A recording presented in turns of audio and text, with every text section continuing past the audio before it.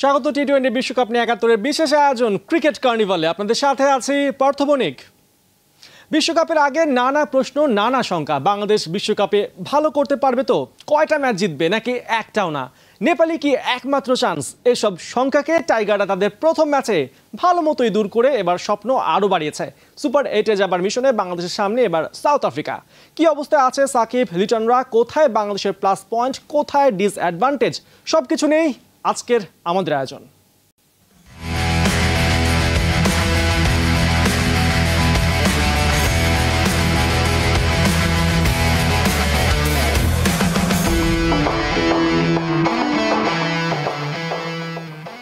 বিশ্বকাপে নিজেদের দ্বিতীয় ম্যাচে সোমবার সাউথ আফ্রিকার মুখোমুখি হবে বাংলাদেশ। পরিসংখ্যান, হিস্ট্রি সব কিছুতেই প্রোটিয়াদের চেয়ে পিছিয়ে টাইগাররা। তারপরেও শ্রীলঙ্কার বিপক্ষে জয় গোটা দলে মেন্টালিটিতে এনেছে পজিটিভ ভাইব। নিউ ইয়র্কে বিস্ময়কর পিচে সাউথ আফ্রিকাকে চ্যালেঞ্জ জানাতে কারা কতটা এগিয়ে, সেটাই থাকছে রিপোর্টে। তিনটা ছবি, তিনটা দল, যাদের বিপক্ষে বাংলাদেশের কোর্টে এখনো আসেনি বল। এক কথায় 18 বছরের টি-20 ইতিহাসে এখন পর্যন্ত এদের বিপক্ষে সিঙ্গেল ম্যাচও জিততে পারেনি টাইগাররা। নাম্বার 1 হংকং, নাম্বার 2 স্কটল্যান্ড, আর নাম্বার 3 সাউথ আফ্রিকা। তবে এই তিন দলের মাঝে চিন্তাটা এবার শুধুই সাউথ আফ্রিকাকে নিয়ে। রাত পোহালেই ম্যাচ, অথচ 2021 বিশ্বকাপ থেকে প্রোটিয়াদের কাছে লাগাতার হেরে আসছে সাকিবরা। ডালাস থেকে রবিবারই নিউ ইয়র্কে পৌঁছেছে শান্ত বাহিনী, সাথে লাগেজ আর বুক ভরে নিয়ে গেছে লঙ্কানদের বিপক্ষে জয়ের তৃপ্তি। তবে কি সাউথ আফ্রিকার বিপক্ষে এবার ডেডলক ভাঙতে যাচ্ছে বাংলাদেশ? পরিসংখ্যানই বা কি বলছে? এ নিয়ে ঘাটতে গেলে প্রথমেই অবাক হতে হয়, কারণ যাদের নিয়ে এখন তুমুল ট্রল, সেই সৌম্য, লিটনই সাউথ আফ্রিকার বিপক্ষে বাংলাদেশের হাইয়েস্ট রান গেটার। তবে খুশি হবার কারণটা কম, কেননা 6 ম্যাচে সৌম্য রান 150, আর এক ম্যাচ কম খেলে লিটন করেছেন মাত্র 99 রান। রানের মতোই বেহাল টাইগারদের স্ট্রাইক রেট। বিশ্বকাপ স্কোয়াডে যারা আছেন তাদের মধ্যে সবচেয়ে বেশি স্ট্রাইক রেট সৌম্য আর মোস্তাফিজের। এরপরেই আছেন শান্ত, সাকিব আর লিটন। তবে ব্যাট হাতে হতাশ হলেও বোলিংয়ে আছে প্লাস পয়েন্ট। দুই দলের ফেস টু ফেসে এখন পর্যন্ত সবচেয়ে বেশি উইকেট সাকিবের, 7 ম্যাচে 9 উইকেট। ইকোনমিও বেশি না, 7.72। কারেন্ট স্কোয়াডে এরপরেই আছেন তাসকিন, শেখ মেহেদী আর মোস্তাফিজ। ব্যাটে বলে স্বস্তি না থাকলেও সাউথ আফ্রিকার বিপক্ষে বাংলাদেশের তুরুপের তাস হতে পারে 3 নিউ ফেস: তাহিদ হৃদয়, রিশাদ হোসেন আর তানজিম সাকিব, যারা এখনো সাউথ আফ্রিকার বিপক্ষে কোনো ফরম্যাটে কোনো ম্যাচই খেলেননি। আর কে না জানে এই তিনজনই এখন আছেন সেরা ফর্মে। সাউথ আফ্রিকার বিপক্ষে বাংলাদেশের ম্যাচ ভেন্যু নিউ ইয়র্কের নাসাউ কাউন্টি। এক কথায় লো স্কোরিং উইকেট। শনিবার পর্যন্ত এখানে হওয়া ম্যাচই দেখুন। শ্রীলঙ্কা অল আউট হয়েছে 77 রানে, আয়ারল্যান্ড অল আউট 96 রানে। এমনকি আর একটু হলে নেদারল্যান্ডসের কাছে হারতে বসেছিল খোদ সাউথ আফ্রিকা। তাই বিগ শটের চেয়ে গ্রামাটিক্যাল শট এখানে বেশ ইফেক্টিভ। নাসাউয়ের পিচ নিয়ে বিতর্কের এমনিতেই শেষ নেই। প্রথম 4 ম্যাচে এখানে যত উইকেট পড়েছে তার 40টা নিয়েছে পেসাররা, আর মাত্র 9টা পেয়েছে স্পিনাররা। এখান থেকে স্পষ্ট প্রোটিয়া ম্যাচেও তাসকিন, মোস্তাফিজ আর তানজিমের উপরেই থাকবে মূল দায়িত্ব। চলতি বিশ্বকাপে প্রথম 2 ম্যাচে জয় পেলেও সাউথ আফ্রিকার ধুঁকতে থাকা ব্যাটিং বাংলাদেশের জন্য বড় সুযোগ ওদের বিপক্ষে প্রথম টি-20 জয় তুলে নেবার। পার্থ বণিক, ৭১। টি-20তে ধরাছোঁয়ার বাইরে থাকা সাউথ আফ্রিকা আবারও বাংলাদেশের সামনে। ব্যাটে বলে অনেক আলোচনাই আছে, তবে সব আলোচনার উপরে নাসাউ কাউন্টির উইকেট। যেখানে বাংলাদেশ একটা প্রস্তুতি ম্যাচ খেললেও সাউথ আফ্রিকা বিশ্বকাপের প্রথম 2 ম্যাচ খেলে অনেকটা ইউজ টু হয়ে গেছে। ম্যাচে কতটা ইম্প্যাক্ট ফেলতে পারে এই এক্সপেরিয়েন্স, সব নিয়ে কথা হবে। আমাদের সাথে যুক্ত আছেন বাংলাদেশ জাতীয় দলের সাবেক অধিনায়ক মোহাম্মদ আশরাফুল। মোহাম্মদ আশরাফুল, আপনাকে স্বাগত খেলাযোগে। আমরা দেখছিলাম যে অনেক ধরনের প্রবলেম রয়েছে, অনেক ধরনের আমাদের কোশ্চেন রয়েছে বাংলাদেশ টিম নিয়ে। তারপরেও যে জিনিসটা সবচেয়ে বেশি কনসার্ন সেটা হচ্ছে নাসাউয়ের উইকেট। প্রথম ম্যাচে ৭৭ রানে শ্রীলঙ্কা অল আউট, আয়ারল্যান্ড 96, বা সাউথ আফ্রিকাও আসলে হারতে বসেছিল এই ম্যাচে। কি মনে হচ্ছে এই উইকেটে কিভাবে ব্যাটিং করা উচিত? ধন্যবাদ ভাইয়া। অবশ্যই আসলে এই উইকেটটাতে পেস বোলিং খেলাটা ডিফিকাল্ট। আমরা দেখছি যে এখানে 77 করতে আপনাকে প্রায় 16 ওভার ব্যাটিং করতে হয়েছে, 100+ রান চেস করতে গিয়ে 6টা উইকেট পড়ে গিয়েছেন সাউথ আফ্রিকার নেদারল্যান্ডের সাথে। তো অবশ্যই এখানে ব্যাটসম্যান টসটা খুব ইম্পর্টেন্ট। ডেফিনেটলি আমাদের কালকের ম্যাচটা টসটা যদি আমরা জিততে পারি, তাহলে আমাদের বলাররা যদি ভালো বল করতে পারে, যেটা আমরা শ্রীলঙ্কার সাথে করেছি, যত কম রানে রাখতে পারবো, এনিথিং 120-এর নিচে যদি রাখতে পারি বা 120-এর মধ্যে রাখতে পারি, তাহলে হয়তোবা আমরা সেই রানটা চেস করব। কমফোর্টেবলি চেস করা যাবে না, কারণ শ্রীলঙ্কার সাথে আমাদের 124 রান চেস করতে এত কষ্ট হয়েছে। 6 বল হাতে রেখে 2 উইকেট হাতে রেখে আমরা উইন করেছিলাম। সেই ম্যাচটা যদি আমরা আরেকটু বেটার ভাবে জিততে পারতাম, কারণ শ্রীলঙ্কার সাথে উইকেটটা কিন্তু ভালো ছিল, সেখানে ব্যাটসম্যানরা আরেকটু ভালো ক্রিকেট খেললে ভালো হতো। তো এই উইকেটে আপনাকে আর কি সাহস নিয়ে খেলতে হবে। সাউথ আফ্রিকার বোলিং অ্যাটাকটা কিন্তু আমরা জানি যে তাদের 4-5টা পেস বোলার খেলবে, সবাই কিন্তু অলমোস্ট 140-তে বল করে, 140+। তো সেই বলের এগেনস্টে যদি ইভেন বাউন্স হতো তাহলে আসলে সমস্যা ছিল না। প্রবলেমটা হয়ে যায় এই উইকেটটাতে একটা জায়গা থেকে বল বাউন্স করে, একটা জায়গা থেকে বল লো বাউন্স করে। তো এই সমস্যা, এই ধরনের বাউন্সে আসলে জোরে বল খেলাটা ডিফিকাল্ট যে কোনো ব্যাটসম্যানের জন্য। তো আমার উপদেশ থাকবে ডেফিনেটলি তারা যেন ওয়েট করবে এবং বাজে বলের জন্য, কারণ এখানে যদি এনিথিং রুম বল দেয়, ওই স্টাম্পের বাইরে দেয়, তখন আপনাকে ওই বলের বাউন্ডারি মারার চেষ্টা করতে হবে। আর উইকেটের বলটা আপনার চেষ্টা করতে হবে সার্ভাইভ করার জন্য, কারণ উইকেটের বলটা আপনি যদি ডিফেন্সিভ মোডে থাকেন তাহলে সার্ভাইভ করতে পারবেন। আর যদি রুম দেয় তখন আপনাকে হরিজন্টাল শট গুলা খেলতে হবে, সাইড স্ট্রোক। আপনি এখানে কাট শট, পুল শট এগুলো যদি না খেলতে পারেন, তাহলে আসলে রান করাটা ডিফিকাল্ট হয়ে যাবে আমাদের প্লেয়ারদের জন্য।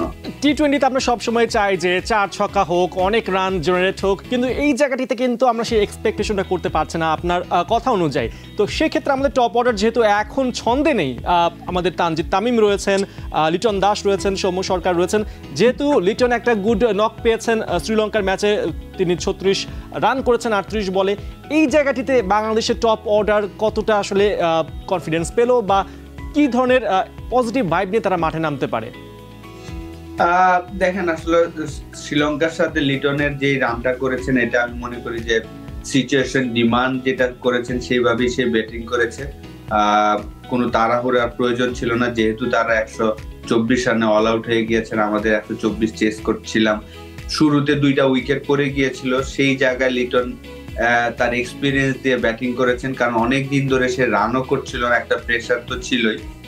তানজিম তামিম এবং সৌম্য সরকার দুইজনই খুব সফট ডিসমিসেল আউট হয়েছেন। সৌম্য সরকার তো খুবই সফট ডিসমিসেল আউট হয়েছেন। তানজিম তামিম যেটা একদম পিওর হাফ বলি বল ছিল, জাস্ট প্রপার ডিফেন্সিভ শট খেললেই 4 রান হতো। আমাদের একটা প্রশ্ন রয়েছে আসলে এখানটাতে, সাকিব আল হাসান, তার কাছ থেকে আমরা রান আশা করি, বাট তিনি কিছুটা মনে হচ্ছে যে চোখের সমস্যায় আবারও ভুগছেন, মানে বলের সাথে আই কন্ট্যাক্টটা টিভি স্ক্রিনে কিন্তু আমরা ঠিক মতন দেখতে পাচ্ছি না। আপনিও কি ফিল করেছেন যে সাকিব কিছুটা প্রবলেমের মধ্যে পড়েছেন চোখ নিয়ে? ডেফিনেটলি লাস্ট 1 বছর ধরেই তার পেস বলের এগেনস্টে যদি বাউন্সার বল করে থাকেন, সেই বলটা অতটা কমফোর্টেবল সে ফেস করছেন না, আগে যতটা কমফোর্টেবল ছিল।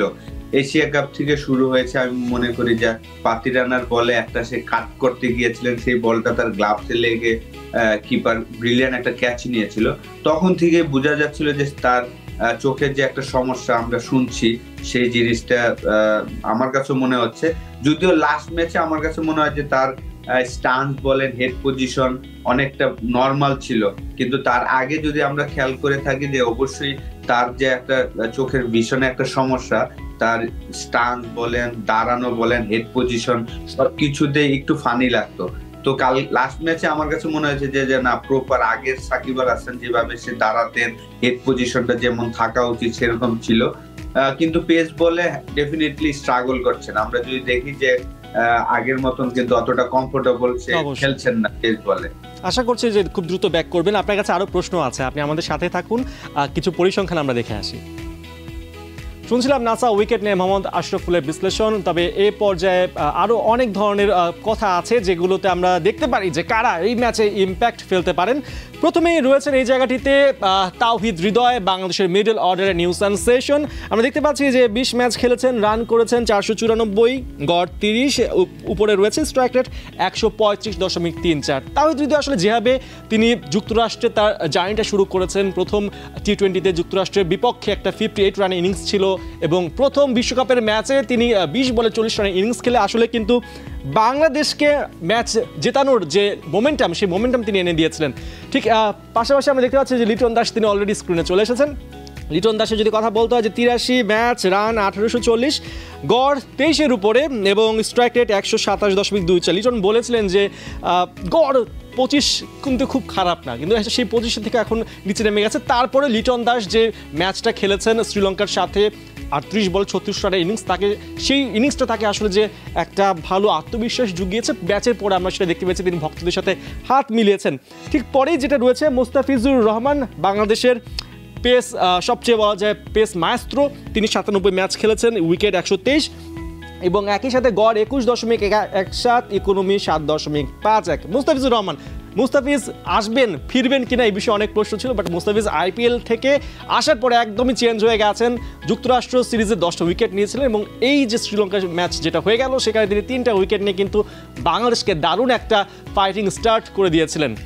ঠিক, এরপর আমরা যদি আসি যে বাংলাদেশের তো অনেকেই রয়েছেন যারা পরিসংখ্যানে এগিয়ে আছেন, বাট সাউথ আফ্রিকার কারা আছেন। প্রথমেই আসছে কুইন্টন ডিকক, ম্যাচ 84, রান 2361, গড় 31-এর ওপর, স্ট্রাইক রেট 137.10। অর্থাৎ কুইন্টন ডিককের স্ট্রাইক রেট কিন্তু খুবই ইমপ্রেসিভ, বাট তিনি খুব একটা গুড নকে নেই। লাস্ট ম্যাচে ডাক মেরেছেন নেদারল্যান্ডসের সাথে এবং এই জায়গাটিতে আসলে বাংলাদেশকে কাজে লাগাতে হবে, তার যে ব্যাট প্যাচ চলছে। ঠিক এরপরে যেটা রয়েছে যিনি আছেন তিনি হচ্ছেন হেনরিক ক্লাসেন। এবারের আইপিএলের বলা যায় এক কথা তিনি ফাটিয়ে খেলেছেন। ম্যাচ 44, আন্তর্জাতিক টি-20তে রান 1723, গড় 40.06 এবং স্ট্রাইক রেট 115.17। হেনরি ক্লাসেন বলা যাবে আইপিএলে সানরাইজার্স হায়দ্রাবাদকে ফাইনালে তোলার পেছনে বড় একটা রোল প্লে করেছেন। 16 ম্যাচে 4টা তিনি 50 তুলে নিয়েছিলেন এবং এবারও দারুণ একটা মোমেন্টামে রয়েছেন। ঠিক এরপরে কে আছেন? এরপরে যাকে দেখতে পাচ্ছি David Miller the killer Miller নামে যাকে আমরা আসলে জেনে থাকি। ম্যাচ 117, রান 2274, গড় 33 এবং স্ট্রাইক রেট 144.38। ডেভিড মিলার এক হাতেই বলা যায় আসলে নেদারল্যান্ডস ম্যাচটা তিনি জিতিয়ে ফিরিয়েছেন সাউথ আফ্রিকাকে, কারণ ম্যাচে কিন্তু অলরেডি 4টা উইকেট পড়ে গিয়েছিল 12 রান বা 20 রানের মধ্যে। সেখান থেকে হাল ধরে ডেভিড মিলার যেভাবে ম্যাচটা বের করে এনেছে নেদারল্যান্ডসের বিপক্ষে, সেটা এক কথা ছিল অসাধারণ। ঠিক, আমরা দেখছিলাম যে কারা হতে পারেন ম্যাচের সবচেয়ে মোস্ট ভ্যালুয়েবল প্লেয়ার, কারা পরিসংখ্যানে এগিয়ে রয়েছে। তারপরে আরও কিছু প্লেয়ার রয়েছে যারা হিসেবের বাইরে থাকেন সবসময়, বাট ঠিক মোমেন্টে তারা কিন্তু ম্যাচের মোড় ঘোরাতে পারেন। ঠিক তাদেরকে আমরা একটু দেখে নিতে চাই। প্রথমে আমাদের সাথে যিনি রয়েছেন, আমরা যাকে দেখছি তিনি হচ্ছেন রিশাদ হোসেন, আমাদের লেগ স্পিনের নতুন সেনসেশন তাকে বলা যায়। দারুণভাবে ম্যাচ খেলেছেন, প্রথম বিশ্বকাপের অভিষেক ম্যাচে তিনি তুলে নিয়েছেন 3টা উইকেট এবং ম্যান অফ দ্য ম্যাচ হয়েছেন। রিশাদ হোসেনকে নিয়ে সবাই কিন্তু খুব ইমপ্রেসিভ, কারণ 3.6 ডিগ্রি তার বল ঘুরছে, যা কিনা এখন পর্যন্ত টি-20 বিশ্বকাপে হায়েস্ট বল মুভমেন্ট আমরা বলতে পারি। ঠিক পরেই রয়েছে যিনি কিনা এক্স ফ্যাক্টর হতে পারেন সাউথ আফ্রিকার জন্য, তিনি হচ্ছেন কাগিসো রাবাদা। দুর্দান্ত ছন্দে রয়েছেন তিনি। লাস্ট ম্যাচে নেদারল্যান্ডসের সাথে উইকেট হয়তো পাননি, বাট এরপর শ্রীলঙ্কার এগেনস্টে প্রথম ম্যাচে তিনি ক্রুশাল 2টা উইকেট তুলে নিয়েছিলেন এবং কাগিসো রাবাদার পেস জেনারেশন এবং তার লাইন লেন্থ সবই কিন্তু অ্যাকুরেট এবং আইপিএলও ভালো খেলেছেন এবং সাউথ আফ্রিকার হয়ে দারুণ একটা ছন্দে রয়েছেন। আমরা আসলে দেখতে পাচ্ছিলাম যে কারা পরিসংখ্যানে এগিয়ে, কারা এক্স ফ্যাক্টরে এগিয়ে, কিন্তু সব পরিসংখ্যান সব ধরনের স্ট্যাট কি কাজে লাগে ম্যাচে? নিশ্চয়ই না। এর বাইরেও আসলে অনেক ধরনের কথা থেকে থাকে, মাঠের বাস্তবতা থাকে, সেগুলো আমরা একটু আবার জেনে আসতে চাই মোহাম্মদ আশরাফুলের কাছ থেকে। যে আমরা দেখছিলাম আমরা পরিসংখ্যানে কিন্তু যেটা আমরা দেখতে পেলাম যে সাউথ আফ্রিকার প্লেয়াররা খুব একটা গুড টাচের মধ্যে নেই, খুবই লো স্কোরিং ম্যাচ হচ্ছে। হয়তো এটা উইকেটের দোষ হতে পারে, বাট এটা কিন্তু প্লেয়ারদের উপরও কিছুটা হলে ইম্প্যাক্ট ফেলে। তো সেই ক্ষেত্রে বাংলাদেশের জন্য এটা কত বড় একটা প্লাস পয়েন্ট হতে পারে যে আমরা যে সাউথ আফ্রিকার বিপক্ষে কখনো টি-20 জিতিনি, সেই সাউথ আফ্রিকা এখন এমন একটা শেপে আছে যেখান থেকে আমরা কিন্তু লড়াইয়ের একটা স্বপ্ন দেখতে পারি। ডেফিনেটলি দেখেন, সবকিছুরই তো একটা শুরু হতে হবে। 2007-এর ওয়ার্ল্ড কাপে যখন আমরা খেলেছিলাম সাউথ আফ্রিকার সাথে 50 ওভার ওয়ার্ল্ড কাপ, তখন কিন্তু তারা নাম্বার 1 র্যাঙ্কিং এ ছিল। তো আমরা ওয়ার্ল্ড কাপে তাদের হারিয়েছিলাম। তো এখন যেহেতু আমরা সাউথ আফ্রিকা খুবই স্ট্রং একটা দল, ডেফিনেটলি তাদের যে টিম, এই টিম চ্যাম্পিয়ন হওয়ার মতো টিম আমি মনে করি। তাদের প্লেয়াররা প্রচুর ফর্মে আছেন, ক্লাসন চমৎকার ফর্মে আছেন, ডেভিড মিলার, ডিকক ভালো ফর্মে আছেন। তো ওভারঅল তাদের বোলিং অ্যাটাকটাও খুব ভালো। তারপর আমি মনে করি যে অবশ্যই আপনাকে ব্যাটিং এ একটা দুইটা প্লেয়ার যদি তারা সাহস করে তাদের কেরিয়ার বেস্ট একটা ইনিংস খেলতে পারে, জানি যে এখানে হয়তোবা ডিফিকাল্ট ব্যাটিং করাটা, তারপরে ডিফিকাল্ট উইকেটে একটা দিন হয় না যে আপনার যেভাবে চিন্তা করছেন সেভাবেই হয়ে যাচ্ছে। তো ফার্স্ট অফ অল টসটা জিততে হবে। আমি মনে করি টসটা জিতে আমরা বোলিং যদি সবাই মিলে ভালো বোলিং এবং ফিল্ডিং করতে পারি, তখনই কিন্তু আমাদের অপরচুনিটি থাকবে তাদেরকে হারানোর। তো সাউথ আফ্রিকার সাথে আমরা কখনোই জিতি নাই, তারপরে আমি মনে করি যে এইটা একটা রাইট টাইম, আমাদের রাইট মোমেন্ট যে আমরা এখানে সাউথ আফ্রিকাকে হারিয়ে সুপার 8টা কনফার্ম করবো ইনশাল্লাহ। তো অবশ্যই সবাই মিলে যদি খেলতে পারে, আর ব্যাটিং এর জাস্ট একজন দুইজন প্লেয়ারকে লাগবে যে তাদের সাহস নিয়ে একটা এক্সট্রাঅর্ডিনারি একটা ইনিংস খেলাটা। আসলে আমরা দেখতে পাচ্ছি এখানে সাউথ আফ্রিকার প্রায় ব্যাটসম্যানের কিন্তু স্ট্রাইক রেট 140, অর্থাৎ তারা পিটে খেলতে মানে পছন্দ করেন এবং যেটা আমরা দেখেও থাকি। বাট এবারের যে উইকেটে তারা খেলছেন সেই উইকেটটাতে কিন্তু সবাই পরে ফিল্ডিং করাটাকে মানে প্রেফার করছে, এবং সেটাই আমরা মানে পরে ব্যাট করাটাকে প্রেফার করছে, যেটা আমরা দেখতে পেয়েছি। এবং যারা পরে ব্যাট করছে তারাই ম্যাচ জিতছে। তো সেক্ষেত্রে টস ভাগ্য কি এখানে বড় একটা রোল প্লে করতে পারে কিনা? অবশ্যই সোফার আমরা ওয়ার্ল্ড কাপে যেটা দেখছি যে পরে ব্যাটিং করার, আর বিশেষ করে আমেরিকাতে আমার মনে হয় যে যারা পরে ব্যাটিং করছে তাদের জন্য অনেকটা ইজি হচ্ছে জেতার জন্য, কারণ আগে ব্যাটিং করে কত রান আপনাকে এখানে করতে হবে সেই জিনিসটা কোনো টিমই এখন পর্যন্ত অ্যাডজাস্ট করতে পারেনি। তো অবশ্যই আমি মনে করি টসটা খুব ইম্পর্টেন্ট। টসটা আপনি যদি দেখেন শ্রীলঙ্কার সাথেও কিন্তু শ্রীলঙ্কা চমৎকার স্টার্ট পেয়েছিলেন, 10 ওভারে 75 for 2 ছিল, সেখান থেকে কিন্তু 124 অল আউট হয়ে গিয়েছে। তো আমি মনে করি যে আমাদের বোলিং অ্যাটাক যেভাবে বোলিং করছেন প্রত্যেকটা বলার, রিশাদ চমৎকার ভালো ফর্মে আছেন, মুস্তাফিজ ভালো বল করছেন, তাসকিন ইনজুরি থেকে ফিরে এসে ভালো বল করেছেন, তানজিম সাকিব ভালো করছেন। সাকিব হয়তোবা তার বেস্টটা দিতে পারেনি লাস্ট 2 ম্যাচে, আমি আশিওর যে তার এক্সপেরিয়েন্স দিয়ে সে হয়তোবা এই ম্যাচটা ডেফিনেটলি তার করে রাখার চেষ্টা করবে। বোলিং এর কথা বলছিলেন, আমরা দেখতে পেলাম যে এখানে পেসাররা যে 4টা ম্যাচ হয়েছে সেখানে 40টা উইকেট তারা তুলে নিয়েছেন, আর স্পিনাররা পেয়েছেন মাত্র 9টা উইকেট। আদৌ কি এই উইকেটে সাকিবের জন্য বা যে রিশাদ ভালো পারফর্ম করেছেন প্রথম ম্যাচে, তার জন্য কি আসলে কিছু রয়েছে এখান থেকে বের করার? দেখেন, আমি পার্সোনালি মনে করি যে আসলে এই উইকেটে 4টা পেস বোলার খেলাতে পারলে ভালো হতো। যেহেতু আমাদের শরীফুল ইনজুর্ড, সেই জায়গায় হয়তোবা আমরা 3টা যে টিমটা আমরা খেলেছি শ্রীলঙ্কার সাথে সেই টিমটাই হয়তোবা থাকবে, কিন্তু এই উইকেটে আমার কাছে মনে হয় যে পেস বোলার একটা অপশন বেশি থাকলে ভালো হতো। সেই জায়গায় হয়তোবা সৌম্য সরকারকে আমরা দেখবো 1-2টা ওভার হয়তোবা দেখবো যে সাউথ আফ্রিকার সাথে তাকে বল করাচ্ছেন, যে জিনিসটা আমরা লাস্ট কয়েকটা ম্যাচে দেখছি যে মাহমুদুল্লাহকে ইউজ করছেন। তো সাউথ আফ্রিকার সাথে ম্যাচে আমার মনে হয় যে আমরা সৌম্য সরকারকে 1-2টা ওভার দেখতে পাবো। অবশ্যই। অনেক ধন্যবাদ মোহাম্মদ আশরাফুল, আপনার সাথে আরো অনেক কিছু কথা বলার ছিল, বাট হোপস নেক্সট টাইম আবার কথা হবে। অনেক ধন্যবাদ আমাদের সাথে যুক্ত হওয়ার জন্য। আমরা কথা বলছিলাম মোহাম্মদ আশরাফুলের সাথে, বাংলাদেশ জাতীয় দলের সাবেক অধিনায়ক। তবে এরপরেও কিন্তু আরো অনেক কিছুই রয়েছে, আরো অনেক কথা বলছেন, অনেক পরিসংখ্যান আছে। তবে আমরা দেখতে পেয়েছি যে শুধুমাত্র এক্স প্লেয়াররাই নন, অনেকেই কিন্তু বিসিবি পরিচালক, তারাও অনেক ধরনের কথা বলছেন। আমরা তাদের কথাও আমরা শুনবো। প্রত্যেকটা ম্যাচে কিন্তু লড়ে যায় আমাদের বাংলাদেশের টাইগাররা। আসলে বিশ্বকাপে শ্রীলঙ্কার সাথে দারুণ জিতে কিন্তু পুরো দলই এখন চাঙা মনোভাবের মধ্য দিয়ে যাচ্ছে। সাবেক অধিনায়ক সুজনের সাথে কথা বলছেন সাইফুল রূপক, তুলে ধরেছেন তার দৃষ্টিভঙ্গি। বাংলাদেশ তো সেই 2007 থেকে সেইভাবে কিছু করতে পারেনি, প্রথমবার ওয়েস্ট ইন্ডিজকে হারানোর পরে। আপনার কি মনে হয় দল হিসেবে বাংলাদেশ এই বিশ্বকাপে কিছু একটা করবে? পাশাপাশি ইন্ডিভিজুয়াল পারফরমেন্স আসলে কাকে মনে করেন যে স্পটলাইট কাটতে পারে এই বড় মঞ্চে? আমি তো তহিদ হৃদয়ের উপরে বাজি রেখেছি। আমি মনে করি he will be the player to আছে ওয়ার্ল্ড কাপ। কেন আপনার মানে মনে হচ্ছে তহিদ হৃদয় বিশ্বকাপে স্পটলাইট কাটবে? অনেকেই বলছে অফসাইড, আউটসাইড দ্য অফ স্টাম্পের বল, তার জন্য খেলাটা কঠিন, বা অফসাইডের বলগুলো। এটা সবাই বলে, কিন্তু ও বলে না। ও যেমন এবার লিগেও অনেক কিছু অফসাইডের উপরে কাভার দিয়ে 6 মেরে বলে, স্যার আমি বলে অফসাইড দিয়ে মারতে পারি না। যাক, আমি বলি কি কেন আমি অফ করি যে হৃদয়, আমরা ফিয়ারলেস কথাটা সবসময় শুনি ক্রিকেটে, বাট আমি যখন হৃদয়কে দেখি তো আমার মনে হয় যে ফিয়ারলেস, মানে কিছুই চিন্তা করে না। মানে ওর কথা হলে খেলা জিততে হবে, জিততে হলে যেরকম ব্যাটিং করে, যে অ্যাটিটিউড থাকা উচিত, যে অ্যাপ্রোচ থাকা উচিত, সেই অ্যাপ্রোচ নিয়েও ব্যাটিং করে। এবং এটা ঢাকা লিগে বলেন, ন্যাশনাল টিমে বলেন, যেখানে ও এখন এরকমই ব্যাটিং করে। হ্যাঁ, তাই আমি মনে করি যে ওর মধ্যে সেই সবটা আছে এবং রেসপেক্ট করে বোলারদেরকে, বাট ওই রেসপেক্ট করে না যে সে মারবে না। যদি জায়গার বল হয়, ও যদি রিচের মধ্যে হয়, ও মারবেই সেটা। তাই আমি এই জন্যই হৃদয়ের উপরে, কারণ হৃদয় কোনো ডাবল মেনটেনের ক্রিকেট খেলে না, একটা ফ্রি 20 ক্রিকেট খেলে, মারতে চায়, অ্যাগ্রেসিভ থাকতে চায়, অ্যাটিচিউডটা ওরকম। তো আমি জন্য হৃদয়কে ধরি যে ওইখানে আপনার সাহস থাকতে হবে, ওই সাহসটা ভালো খেলতে গেলে আপনার সাহস থাকতে হবে। আসলে আমি খুবই বিশ্বাস করি যে ওয়ার্ল্ড কাপে হয়তো আমরা ডিফারেন্ট বাংলাদেশ টিমকে দেখবো, সেটা আমার বিশ্বাস। আমি খালি এইটুকু বলবো যে আমি ছেলেদের সাথে একটা কথাই বলবো যে মানে we have nothing to lose. যদি আমরা কিছু মানে পাই, সেটাই আমাদের ক্রিকেটের জন্য অনেক বড় কিছু হবে। শুধু আমাদের ওই প্রেশার না নিয়ে খেলাটা আমি করবো, যে খেলুক, এনজয় করুক, যার যে সাবল। আমার মনে যে লিটন যে 20 বলে কোনো 40 করতে পারবে না, বিশ্বাস করি না। 200 স্ট্রাইকে ব্যাটিং করার অ্যাবিলিটি সৌম্যরও আছে, লিটনেরও আছে, সবারই আছে।